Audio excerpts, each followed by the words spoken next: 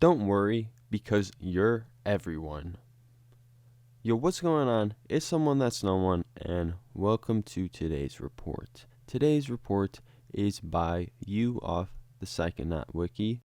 This happened on the dates between December 31st, 2014 to January 1st, 2015. The drug used was Alad. The weight of you was 63 kilograms or 140 pounds. The dose was 2 tabs at 150 micrograms each, and the prior experience was just cannabis on and off for 3 years, and this happened at his friend's old, supposedly haunted house during the night. So this is our first Alad or Aladdin report, and it is at a pretty strong dose, and it's a pretty interesting trip, and I'm sure you guys are going to enjoy it. So without further ado, let's dive right into it.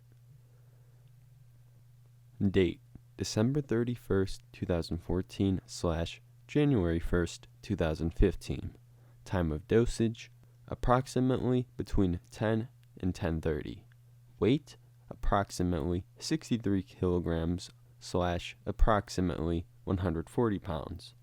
Dose: 2 tabs, 150 micrograms each of Alad. Mind frame / set: curious, excited, tired, over a day and a half without sleep. Environment / setting: at a friend's very old and supposedly haunted house in the middle of town. Night: alone with one of my closest friends. No TV, hardly any music throughout the trip. Goal: to try it out before taking a 600 microgram dose later on in the month. Possibly acquire a spiritual insight. Experience: none, besides smoking cannabis on and off for 3 years, if that counts. Content: initial dosage. I stick the tabs on my gum like my fellow psychonaut instructs me to. I leave the tabs there for about half an hour before I chew and swallow them. Approximately an hour after initial dosage, I'm feeling slightly different. Then my friend says something and I automatically start bursting out in uncontrollable laughter. They inform me that this is normal as I continue in my hysteria. I also felt my throat become fairly phlegmy around this sort of time. My friend says they also find they get like this on Alad. Approximately half an hour later, I'm feeling an intense body high, feeling as if I'm having an orgasm, but all over my body, along with feeling this sort of buzzing energy. Hard to describe. I see my first visual as I'm showing my friend the contents of The Psychedelic Explorer's Guide by James Fadiman. It's in between the lines and kind of looks like a triangle, but curvy. There's probably a name for it, but it escapes me at this time. I shall update if I figure it out. Approximately a half an hour later, I'm lying on the bed along with my friend, and we can see the ceiling in motion, which gives me great pleasure to look at. I have this state of mind where I look at our species as strange. We try to define this means this, and that means that. I keep repeating to myself, and I keep saying, none of it matters. I want to go out and share how I'm feeling with everyone and tell them of this new insight, but I'm afraid I will get shot by the police for being mistaken as a lunatic. I'm thinking that the Illuminati is the cause of all this.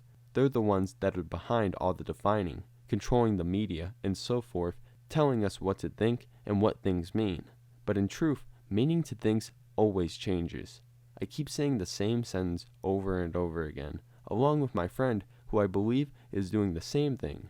I start taking some layers off I have on, which I have several of, saying something along the lines, I'm removing this because it's not me. It's not who I am. My friend asks me not to start taking my clothes off, so I stop at the point where I'm left with only a t-shirt on and tracksuit bottoms. My friend instructs me to try and meditate, but I'm too giggly and easily distracted. I lie down next to the boiler in the room, laughing and smiling for a while. Around 12:50 a.m. Note: from here on out, I completely lose track of time. I've been so engrossed in my experience that I forgot to count down for the new year with my friend. By now, geometric patterns have completely enveloped my vision. I see them on the walls, I see them on my friend, they're everywhere. We continue to converse for a while, then at some point it gets really weird. Now, the experience is jumbled. I'm not sure what the order these experiences happened, but I will give it my best shot to remember the correct order. I believe I'm seeing the person who I have feelings for, and they find out how I'm feeling, and instead of rejecting me, as I fear is going to be the case, they say, "I love you too." And we start kissing, and our bodies start melting into each other. The pleasure and happiness I'm feeling is amazing. It's so beautiful. I feel so happy that I don't have to worry anymore. By now, I'm completely out of it and, according to my friend, completely unresponsive. So me and this person continue with our melt sex for a while, and then they don't want to because I'm not a certain person. And now I go into this odd loop where I become different people who I know or admire, for example, Terence McKenna. And I feel these people are also spectating me becoming them, speaking to and talking about me, and each time it speeds up dramatically and is also slightly different. From going back to being me, melting with that person, to being them melting into me, to eventually being someone I know who has Alzheimer's. I resisted at first. I don't like it one bit. I feel as if I'm shutting down and I can see rats, spiders, snakes, and some other creepy creatures with evil red eyes from the other side of the room that are coming towards me. At first, I think I've turned into Sonic and that I can jump out the window, run around the world at light speed, and come back, and then I'll be able to move on to a better experience. Which, thinking about it, sounds illogical, because even if I could do that, in theory, they wouldn't have gone anywhere, as I would have been back in an instant, giving them no time to even go anywhere. My friend fortunately stops me from doing this, as I would have fallen and injured myself badly. At this point, I see my friend, who instructs me to lie down, which helps me a lot. I now feel like I'm meant to leave this person I'd fallen in love with, so I can go deeper into my mind and face my fears along with the help of Terence McKenna. I feel a giant dog-sized spider crawl on top of my head, but instead of freaking out, I find it cuddly and warm. I feel as if I've been taken to the Amazon and I'm with these creatures again, but instead of them being scary, they're just minding their own business and I'm minding mine. Then I'm taken to this space where the loop continues. I start living lives of other people. At least my perception of them and being them are melting with them. I change and be someone else, and I live out their life, and so on. Then I experience melting into people as someone else with someone else. I felt like I was a piece of a puzzle, and that these other people I'm seeing are the other pieces of the puzzle, and I feel I must emerge with these people to become whole again. In the end, these people tell me something like, "You don't need to worry about us doing things you don't want us to, because we are you." And I have this feeling of complete connection with everyone. I feel as if I am everyone. It goes something along these lines. Although this has been updated, there are most likely things I'm still missing out, and some things I'm missing out simply because I can't describe to you how it felt at the time. Around 5:30 a.m., I awaken and find myself lying next to my friend who is on their phone. I see no visuals other than an enhanced perception of the phone. It looks almost 3D and more colorful. It's pretty awesome.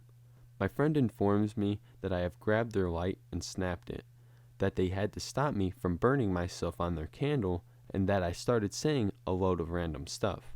I have no recollection of this, but I remember seeing a candle at some point during the trip. I apologize to them, and we go to sleep. Alright, so Alad. Pretty common research chemical that is basically on a similar level as LSD. I haven't myself taken this, but I've considered it before, and it's basically considered to be a more easier mental version of LSD. It's also shorter by a few hours and tends to be more visual. Some consider it to be a prodrug to LSD if the LSD experience is too much to handle, but some may also consider that this makes it lack in a complete experience. But most classical LSD effects are expected on this substance, your stimulation, tracers, and so on. But with this dose, I imagine that his friend, the psychonaut, recommended it so he can have a more complete experience. That and a prep for the 600 microgram trip, which dude's making huge jumps fast, and I wonder if he thought the same things afterwards because he barely knew what he was doing at the time, and probably wasn't ready for what happened to him. It's a big jump from no psychedelic experience, to say the least. But what really sticks out to me from this trip is some of the thoughts and ideas that he was exploring. Not only did it feel reminiscent of a pathway I've been on while on psychedelics, but I'm sure I've had the same experience of becoming other people. On the same dose of ETHLAD, I too become my admirers, and I felt like I was in a different plane of existence with them, and somewhat just exploring the purpose of the human personality, but kind of like on an individual, personal level. Then coming to realize that we're all really connected and like the same thing. And it's this type of loop you get into, and it's like the loop of existence, I feel like, and just a living everything that's good and bad, which at the same time they're just the same thing, just lying in different manifestations of itself. And I don't want to get too lost into that, but this report does do a good job of representing some pieces of that though. And we don't have any other allied reports, but a similar report I think is worth mentioning is Baffling, Psychedelic, Havoc, where Caleb got arrested on 2,000 micrograms of LSD, but also MDMA and DMT. Now, Caleb's trip, I think it's safe to say, a lot more intense, a lot more eventful, but there is a similar moment, specifically where he experiences living the life of other people, most notably being Little Pump. It's definitely an interesting effect, the seeming ability you can achieve to tune into other people on acid. And I would definitely like to hear more of it if you guys have experienced this yourself. But with that, I'm going to leave it there.